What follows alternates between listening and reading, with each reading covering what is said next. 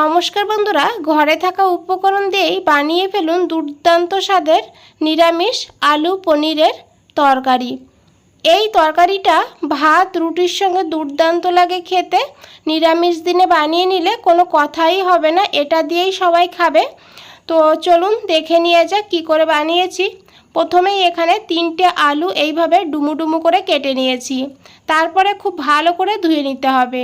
এখানে নিয়েছি 200 গ্রাম পনিরটাকে এইভাবে কেটে নেব। তো আপনারা কিন্তু আপনাদের পছন্দ মতন এখানে শেপে কেটে নিতে পারেন। তো এইভাবে পনিরগুলোকে কেটে নিয়েছি, তারপরে দিয়ে দেব অল্প করে লবণ, আর দিয়ে দেবো বন্ধুরা অল্প করে গোলমরিচের গুঁড়ো। তো গোলমরিচের গুঁড়োটা এইভাবে দিয়ে ম্যারিনেট করে রাখবেন, পনিরের টেস্টটা কিন্তু দুর্দান্ত হবে। তো এখন হাত দিয়ে ভালো করে এইভাবে মেখে নেব, পনিরের গায়ে যেন লবণ আর গোলমরিচটা ভালোভাবে লেগে যায়। এইভাবে 5 মিনিটের জন্য রেস্টে রেখে দেব। এদিকে একটা প্যানে নিয়েছি সাদা তেল 2 চামচ। আমি কিন্তু সাদা তেলেই রান্নাটা করব, যেহেতু নিরামিষ রান্না করব। তো তেলটা গরম হয়ে গেলে দিয়ে দিতে হবে এখানে ম্যারিনেট করে রাখা পনিরগুলোকে খুব বেশি ভাজবেন না। এখানে পনিরটাকে এইভাবে হালকা করেই ভাজবেন। খুব বেশি ভাজা হলে তাহলে কিন্তু পনিরটা শক্ত হয়ে যাবে, খেতে ভালো হবে না। তো দেখুন বন্ধুরা, এইভাবে পনিরটাকে ভেজে তুলে নিতে হবে। আর এই তেলেই দিয়ে দিতে হবে কেটে রাখা আলুগুলো। আর আলুর ভিতরে অল্প করে দিয়ে দেব লবণটা দিয়ে আলুটাকে ভেজে নেব গোল্ডেন ব্রাউন করে। আর এখানে কিন্তু আমি হলুদটা দেব না, শুধু লবণটা দিয়েই ভেজে নেব। তো এইভাবে খুব ভালো করে মিশিয়ে নিতে হবে তেলের সঙ্গে।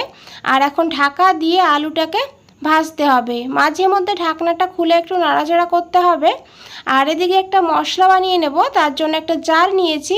তো এই জারে বন্ধুরা আমি জিরেটাকে গুঁড়ো করে রেখেছিলাম, তো সেই জারই নিয়েছি। তো এখানে আমি দিয়ে দেব একটা টমেটোটাকে এইভাবে ছোট করে কেটে নিয়েছি। তারপরে নিয়েছি 3টে কাঁচা লঙ্কা। তো ঝালের পরিমাণটা কিন্তু আপনারা বাড়িয়ে কমিয়ে নিতে পারেন। দিয়েছি 1 ইঞ্চি আদা ছোট করে কেটে। আর এখন এই মশলাটাকে একদম মিহি করে পেস্ট করে নিতে হবে। এদিকে দেখুন আলুটাও কিন্তু বেশ অনেকটা ভাজা হয়ে গিয়েছে, আরও কিছু সময় ভাজতে হবে। তো এইভাবে বন্ধুরা আলুটাকে ভেজে নিতে হবে, এইভাবে আলুটাকে ভেজে তুলে নিতে হবে। এইভাবে আলুটাকে ভাজলে তাহলে 50% আলুটা সিদ্ধ হয়ে যায়। আর এই তেলে আমি আরও 1 চামচ ঘি অ্যাড করব। নিরামিষ রান্নাতে এইভাবে একটু তেলের উপরে ঘি দিলে তাহলে কিন্তু দুর্দান্ত হয় খেতে। তারপরে দিয়ে দেবো 1/2 চামচ গোটা জিরা, আর দিয়ে দেবো এখানে গোটা গরম মশলা, এলাচ লবঙ্গ দারচিনি, একটা দেবো শুকনো লঙ্কা, একটা দেবো তেজপাতা, 4-5টা দিয়ে দিতে হবে এখানে গোলমরিচ। আর এখন এই ফোড়নটাকে একটু ভাজা ভাজা করে নিতে হবে। সুন্দর একটা গন্ধ বেরিয়ে গেলে দিয়ে দিতে হবে অল্প করে একটু হিংয়ের ফ্লেভার ভালো লাগলে এখানে অবশ্যই হিংটা অ্যাড করবেন। দিয়ে দিয়েছি বেটে রাখা মশলাটা, আদা টমেটো আর কাঁচা লঙ্কা। আর এখন এই মশলাটাকে খুব ভালো করে কষাতে হবে যেন টমেটো আর আদার কাঁচা গন্ধটা না থাকে। তো দেখুন বন্ধুরা, মশলাটাকে 2 থেকে 3 মিনিট আমি ভালো করে কষিয়ে নিয়েছি। আর মশলার থেকে কিন্তু তেলও ছেড়ে দিয়েছে। তো এইভাবেই মশলাটাকে খুব ভালো করে কষিয়ে নেবেন, তাহলে দেখবেন এই তরকারির টেস্টটা কিন্তু দুর্দান্ত হবে। তো এখন এখানে দিয়ে দিতে হবে কিছু গুঁড়ো মশলা। 1/2 চামচ নিয়েছি জিরের গুঁড়ো, আর 1/2 চামচ এখানে নিয়েছি হলুদের গুঁড়ো, আর দিয়ে দেবো এখানে 1/2 চামচ ধনিয়ার গুঁড়ো,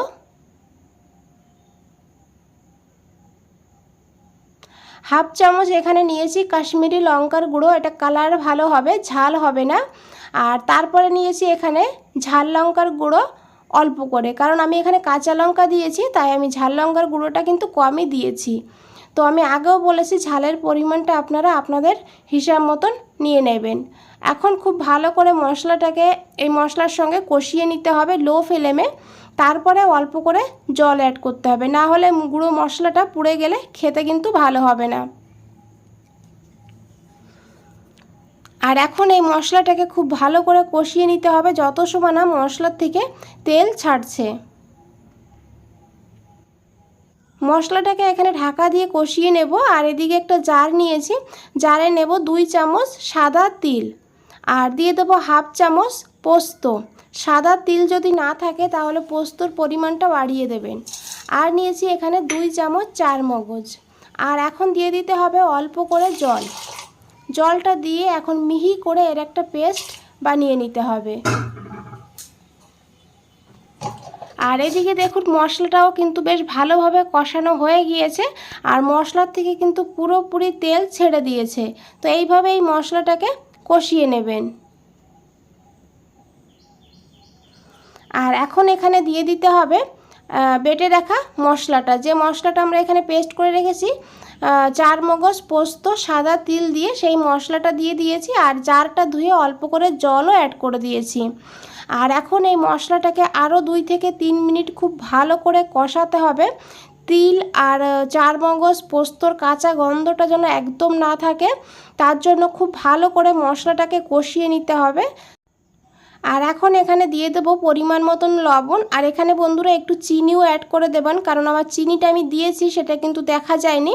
তো নিরামিষ রান্নাতে চিনিটা অবশ্যই দেবেন, তাহলে কিন্তু টেস্টটা ব্যালেন্স হবে। হাফ চামচ চিনি দিলেই হবে। তো খুব ভালো করে মিশিয়ে নেওয়ার পর আমি অল্প করে গরম জল অ্যাড করে দিয়েছি। আর অবশ্যই গরম জল দেবেন, ঠান্ডা জল দেবেন না এইভাবে। তো জলটা দিয়ে খুব ভালো করে আরও 2 মিনিট এইভাবে মশলাটাকে কষাতে হবে। মশলাটা যত ভালো কষানো হবে রান্নার স্বাদটা কিন্তু ততই ভালো হবে। তো দেখুন বন্ধুরা পুরোপুরি কিন্তু মশলা থেকে তেল ছেড়ে দিয়েছে। আর এখন এখানে দিয়ে দিতে হবে ভেজে রাখা আলুগুলো। আর আলুগুলোকে এখন খুব ভালো করে মশলার সঙ্গে এইভাবে কষিয়ে নিতে হবে 2-3 মিনিট, আর যাতে আলুর ভেতরে এই মশলার ফ্লেভারটা খুব ভালো করে ঢুকে যায়। তো ঢাকা দিয়ে আমি 1 থেকে 1.5 মিনিট রেখে দিয়েছিলাম লো ফ্লেমে। তারপরে ঢাকনাটা খুলে নিয়েছি, দেখুন কত একটা মাখো মাখো ব্যাপার চলে আসছে। তো তারপরে দিয়ে দিতে হবে এখানে গরম জল। আর এখানে অবশ্যই গরম জল দেবেন, জলটা খুব বেশি দেবেন না, আলুগুলো যেন জলের নিচে থাকে সেইভাবে দেবেন। এই রেসিপিটা একটু মাখো মাখো হলে তাহলে কিন্তু খেতে বেশি ভালো হয়, একদম ঝোল হলে কিন্তু খেতে অতটা ভালো লাগবে না। তো তারপরে খুব ভালো করে মিশিয়ে দিয়েছি 2টো কাঁচা লঙ্কা আর ভেজে রাখা পনিরগুলো দিয়ে খুব ভালো করে মিশিয়ে নিতে হবে। ঢাকা দিয়ে লো ফ্লেমে 5 মিনিট রান্না করতে হবে। 5 মিনিট পর ঢাকনাটা খুলে নিয়েছি। তো দেখুন বন্ধুরা কতটা লোভনীয় লাগছে। এখন খুব ভালো করে মিশিয়ে নিতে হবে। আর এখানে দেখুন আলুটা কিন্তু খুব ভালোভাবে সিদ্ধ হয়ে গিয়েছে। তো এখন এখানে দিয়ে দেবো অল্প করে একটু গরম মশলার গুঁড়ো। আর দিয়ে দেবো এখানে 1 চামচ ঘি আর একটু ধনেপাতা কুচি দিয়ে খুব ভালো করে মিশিয়ে নিতে হবে। তারপরে গ্যাসের ফ্লেম অফ করে 2 মিনিটের জন্য স্ট্যান্ডিং টাইমে রেখে দিতে হবে। বন্ধুরা রেসিপিটা ভালো লাগলে অবশ্যই একটা লাইক দিয়ে দেবেন, শেয়ার করে দেবেন। নতুন বন্ধুদের বলছি চ্যানেলটা এখনও সাবস্ক্রাইব করে না রাখলে চ্যানেলটা সাবস্ক্রাইব করে পাশে থাকুন। নিচে বেল আইকনটা আছে প্রেস করে রাখুন, যখনই নতুন কোনো রেসিপি দেব সবার আগে আপনাদের কাছেই পৌঁছে যাবে। তো দেখুন কতটা লোভনীয় লাগছে, এটা কিন্তু খেতে দুর্দান্ত হয়। বাড়িতে একবার এইভাবে বানিয়ে দেখুন, তারপরে আমাকে কমেন্টে জানান আপনাদের কেমন লেগেছে। বন্ধুরা আজ তাহলে এই পর্যন্তই, ফিরে আসছি নতুন কোনো রেসিপি নিয়ে। ভালো থাকবেন, সুস্থ থাকবেন। আপনাদের সবাইকে অনেক অনেক ধন্যবাদ।